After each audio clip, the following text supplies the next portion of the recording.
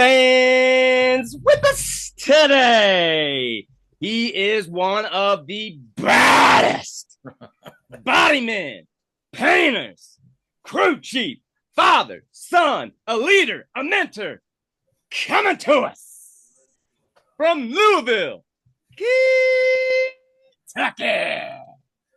Ladies and gentlemen, the captain of Team Meatball. I give to you, Jermey Thompson. How's it going, my man? It's going good, man. I feel like I'm coming off the top rope right now. That's right. You're coming down the aisle right now. That's about right. to get in the ring. That's the way we like it here at the Eeez and That's Beez. right. Well, as always, thanks for being the first guest of 2025 here at the Eeez and Beez podcast. As we always do, we dive into our guests, get a little knowledge from them, find out where their start came from, and maybe some fun questions. Are you ready, Jeremy, to dive right on in? Sure, buddy. All right, man. Tell my fans and listeners out there, how did you get your start in the racing world? It's kind of funny you ask that. That really, when I was younger, I was 13, 14 years old, and I used to run around with this other guy, and he just kind of took me under his wing, and we went to the drag strip all the time and got into round track racing and drag racing stuff. He took me everywhere. And when I was 14 years old, me and my grandfather, we built a bush buggy, a pipe buggy. And actually, I took that car down to the valley when I was 14. He registered under his name, and I just kept the helmet on, my glasses on, and I went down there and bracket raced. I done really well. I mean, I won a lot of, I've raced trophies, what I raced, I remember the announcer back in the day say, I don't know what it is, but there it goes, I think it run like 1301. I mean, it was a third, but I did very well with it. Very well. I still got trophies hanging in the shop right now from it, Nice. But that's what got me started, and then as years progressed, I turned 16. I got a Monte Carlo, and it was a 72 Monte Carlo, and I learned a little bit about it, and trying to learn engines and stuff.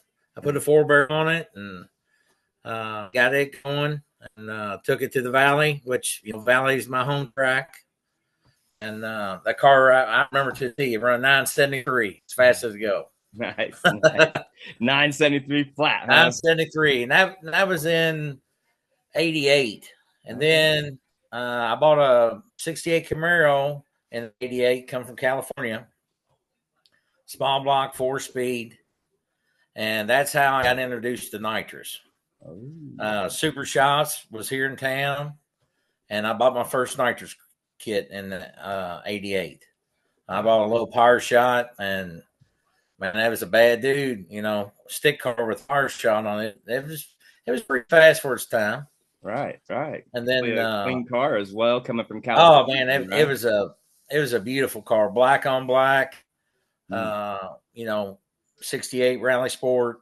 It was a beautiful car, 327. Like I say, it was a 4-speed, and that was my first fast car. A faster car. Gotcha. And like I say, man, back in the day, it was every Friday, Saturday night, we hung out at Super Shots.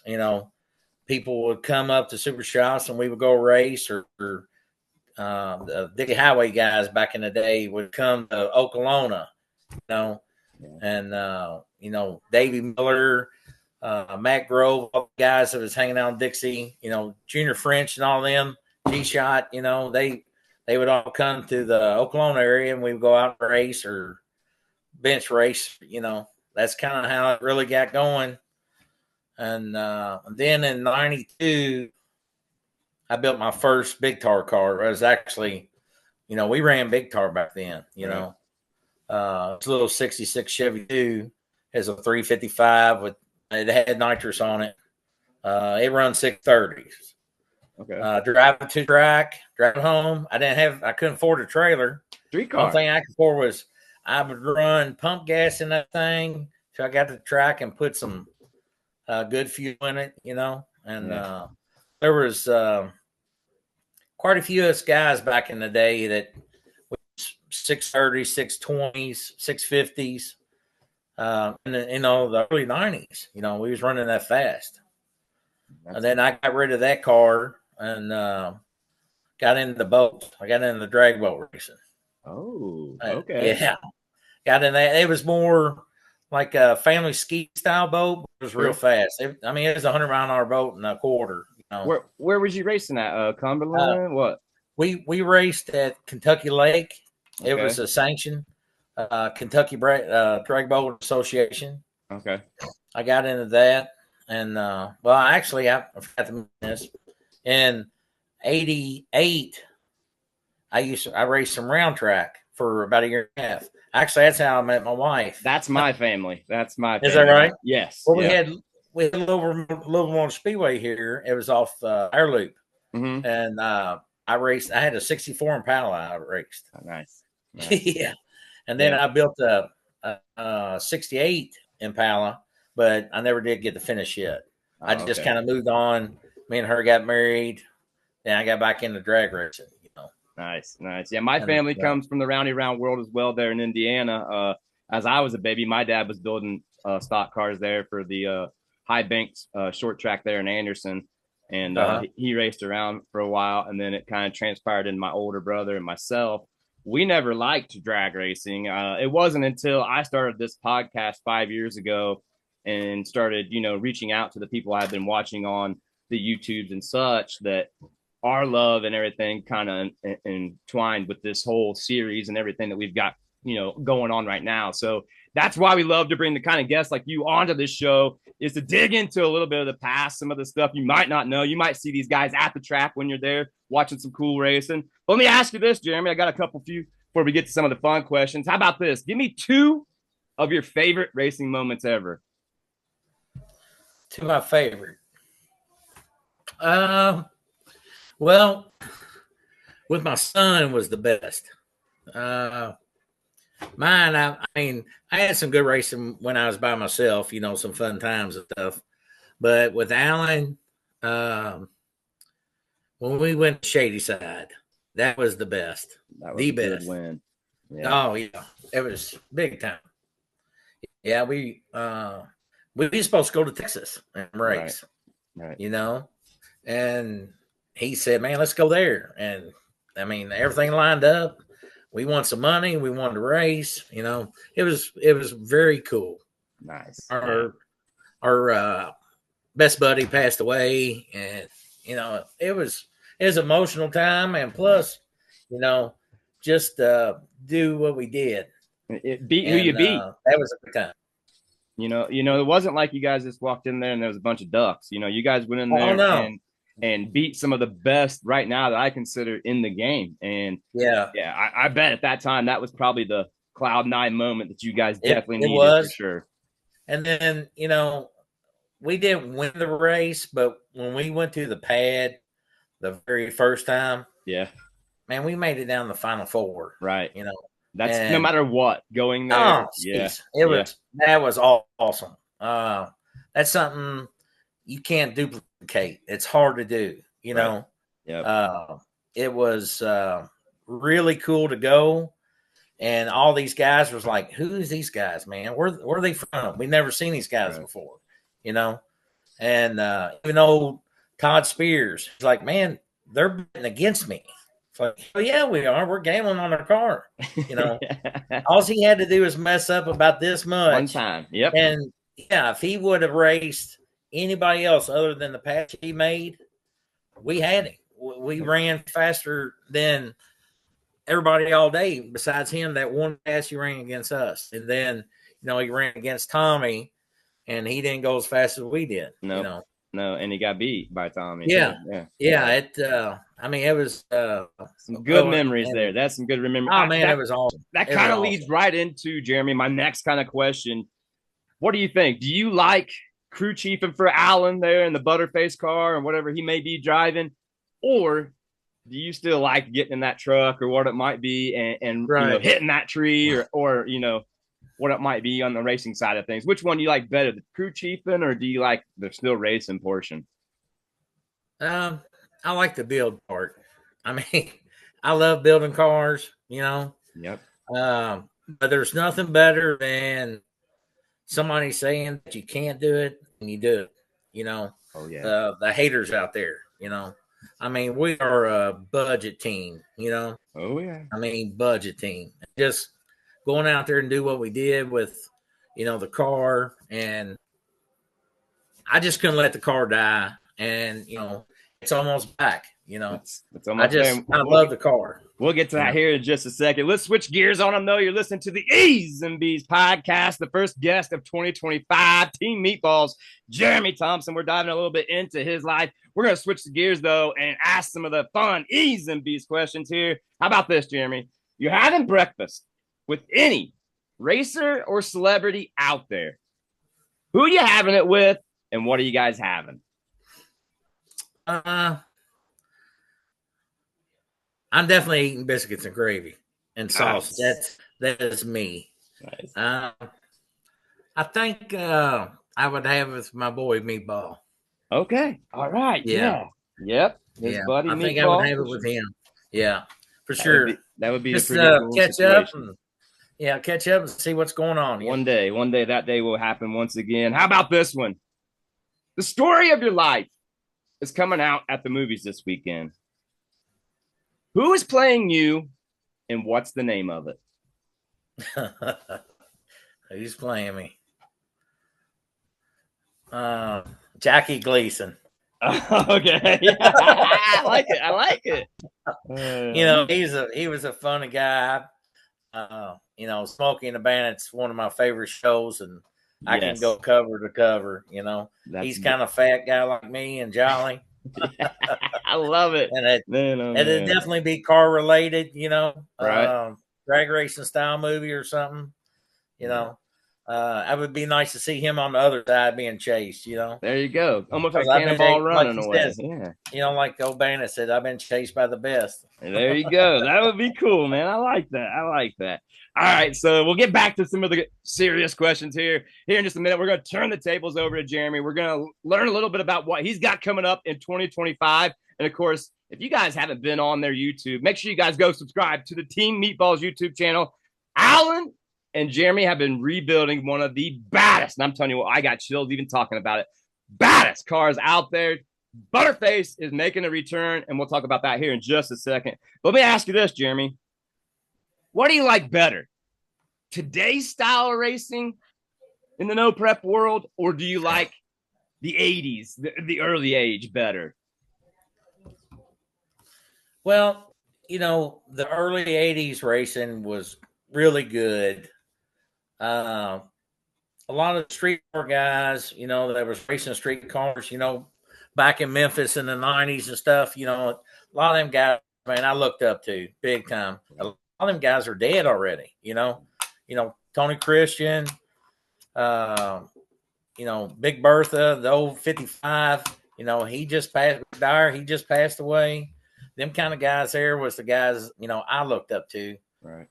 There was a lot of good racing. There were some small car guys back in the day, they used to race at, there were some fast cars, I really liked back in the day, but I do like the no prep world that we're in. But what I don't like is there's got to be a way to classic cars a little better because of the money and the technology. Sure. The money is out of control. Right. A guy spend $250,000 on a car ain't nothing no more. Yeah. I've said this from the get-go. It's a difference between racing for a living versus racing for a hobby. And if you can't control those and keep those in the same basket, it's never going to work out how it should. No, and that's where the kind of the no prep come in. When it started was all these guys had a fighting chance, like we did. We're just a nobody, We just showed up and showed out, Right. We test and we got lucky, and as a team we did really, really well, Oh, yeah. And then as time goes on, guys are getting faster and faster, and we just got to pump the brakes a little bit and figure out how to get the everyday guy still come to the track, race his car, and be somewhat compatible. Guy don't get his teeth kicked in, but he don't go by out there racing and actually lose. Right. A lot of racers don't. There's guys out there every day that race for 10 years, never won a race, a real race, event, and I'd like to see a little bit more of that. Some of the lower budget cars come out and try to compete, and we just got to class them better. Well, it's index or look at the car, and absolutely agree. I tried to do that.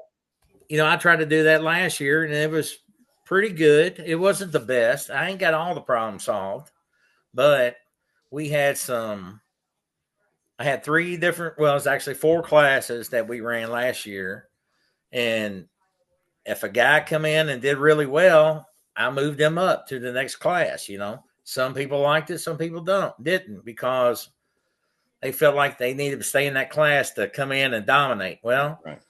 This is $100 class, man. Let's some other guys try to get better. And it's all about getting better, to be a better racer, absolutely, and be a better competitor. You know what I mean? So, I'm going to try it again this year, see how it goes. Nice. And we'll get to that here in just a second. But let me ask you this. We'll kind of guide ourselves into that. If you was to think back 25, 30 years ago, you are now currently rebuilding a car to do a drag and drive. Would you ever thought that would have crossed your mind with your son and what's going on there in that beautiful garage of yours in Louisville, Kentucky? No, I wouldn't have thought. I would never dream that we had a car go this fast. Realistically. Right. And try to drive. We're going to try to drive it. We, when the car was Nitro's car, we did drive it some. We didn't drive it a lot. Right. But we did drive it some. And now we're going to try to really drive the car. I'm very excited about it. Back in the day when I had my race cars, and 90s, I couldn't even afford a trailer. I had to drive my car to the track. Right. That I had no choice. Then, and actually in 2006, I had a Mustang that me and actually Happy built together out here in the shop. All rolling chassis, and I put a 18-degree head of small block Chevy in it. And me and him and old Junior French, G-Shot, we traveled from here to Chicago. Either he was racing his car or I was racing my car. We went up there and raced them guys. We was up there gambling, hustling, and I had a pretty fast car then. The car run 540s in 06, that was moving. That was True Street, trim. Yeah, and less technology as well. There's a lot that goes into that. Yeah, there was no technology. Right. Yeah, they just come out with the digital box, and you pull a little time out. That's all you could do. And went up there and raced a few guys and won some money. And then I blew the hood off the car, and the game was over. I had a traditional small block. That hustling thing. Oh yeah, well, the hood doesn't come off back in the day. Yeah. The hood never came off. Right. So. It back then, you didn't take your hood off. Right. Well, let me ask you this: if you was going to the track, let's say tomorrow, who are 2 people you're not going without? I definitely ain't going out with my son. That's for sure. And man, you got to have Christ on your side, man. If you're going to the track, you definitely want him with you. Yeah, as a co-pilot. That's right. No matter what. Right. Well, that's the way I look at it as well. And let's talk a little bit about how things are going there with you guys in the garage. As you know, Team Meatball in the rebuild mode. We're just couple weeks out from what they consider sick week going down in Florida. And if you guys, like I said, have not checked out their page, go back, check it out. But let me ask you, Jeremy, do you guys feel very confident that this is going to work out for you heading down to sick week? Well, I feel like we're going to get the car done. It's going to be last minute. I ain't gonna lie to you, snow killed us on delivery of parts. It's not. I think getting the car finished is going to happen. I mean, in my heart, I think it will, because it takes to work an extra day or extra night. I'll do it. You know, I've always been like that, and we're close to firing it. Actually, I could have fired it today. Yeah. Excuse me. I just got a little bit of wiring. If we're going to be able to fire it up. We're waiting on some hoses. We're waiting on some few critical parts that we need, like for the traction control and stuff that ain't showed up yet. We got a window net we're waiting on, you know, stuff like that. The nickel dime stuff is what we're waiting on. But, I mean, the car is actually, it's about 85% done, you know. So we got 2 weeks. You know, the 25th, I think that's the 24th or 25th is when we leave. Okay. And, I mean, hopefully Alan can get out there and get back to work. You know, he's supposed to be going to Kansas to work. So, and this weather's terrible. You know. Yeah, it's not no much better out this way. Well, I know it's been very exciting watching you guys rebuild that thing from, of course, the unfortunate happenings there at one of my favorite places, War in the Woods. But we're super excited for what the outcome's going to be. But let me turn the tables over here to you, Jeremy, and ask you, you know, tell us a little bit about what you got going on in 2025. Minus the fact that we know in 2 weeks, sick week's about to be happening. Right. Yeah. This year in 2025, I am putting on 7 races at Ohio Valley. It is no prep. There's 2 of them that's on Saturday. The Saturday races is March 1st and October 11th. That's a Saturday race. All the other races are on Friday nights. One in April, May, June. You know, I'm not going to go through the whole spiel, but anyway, it's going to be no prep. And like I say, some of the classes that I'm having is the OG small block class that we're going to have. Then got a mile street class. That's like for guys that run no faster than 550s, 540s, and slower. That got a high street class, and I'm trying to keep in guys, you know, in the 20s, no faster than 520s. Or if they click off a 10 or something, I give them a benefit of the doubt. But, you know, there's no time. There's no tickets. The only reason I know this is from last year, you know, the cars that went down, you know, just some real good close racing, you know. And that's what the guys want. Everybody wants to see. They want to see it bumper to bumper or fender to fender. They don't want to see 3 or 4 cars, you know. And of course, I got small tar. It's really reasonable this year. It's $100 a class, and small tar is $150.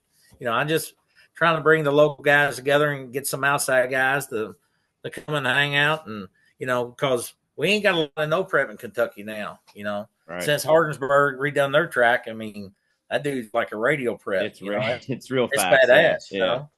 Yeah, it's nice. You know, they you heard it, folks. Like he said, there's going to be plenty of options for classes, very cheap, and a very good time, and many, many times to do it. 7 races. How can they find this information, Jeremy? You can go to our webpage, which is Team Meatball Racing, or you can go to Ohio Valley.